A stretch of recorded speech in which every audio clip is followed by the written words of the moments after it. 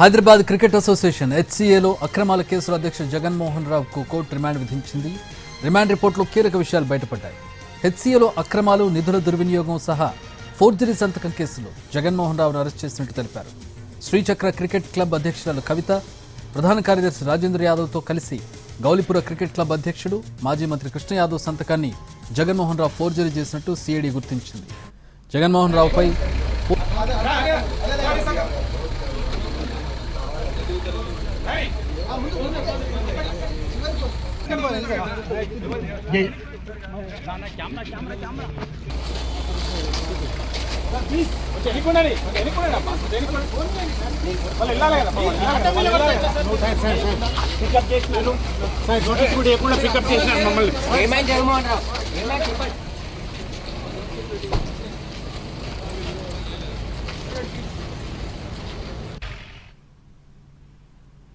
HCA స్కామ్లో 5 నిందితులకు 12 రోజుల రిమాండ్ విధించింది మల్కాజ్గిరి కోర్టు.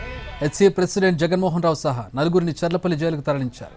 రాజేంద్ర యాదవ్ భార్య కవితను చంచల్గూడ మహిళా జైలుకు తరలించారు పోలీసులు.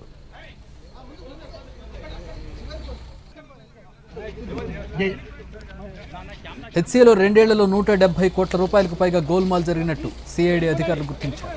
ఈ కేసులో A1గా హెచ్సీఏ ప్రెసిడెంట్ జగన్మోహన్ రావు, A3గా హెచ్సీఏ ట్రెజరర్ జగన్నాథ్ శ్రీనివాసరావు, A4గా CEO సుశీల్ కుమార్, A5గా Srichakra cricket club general secretary Rajendra Yadav, A6గా రాజేంద్ర యాదవ్ భార్య కవిత ఉన్నారు. వీరిలో కోర్టులో హాజరుపరచడానికి ముందు నిందితులు గాంధీ ఆసుపత్రిలో వైద్య పరీక్ష నిర్వహించారు.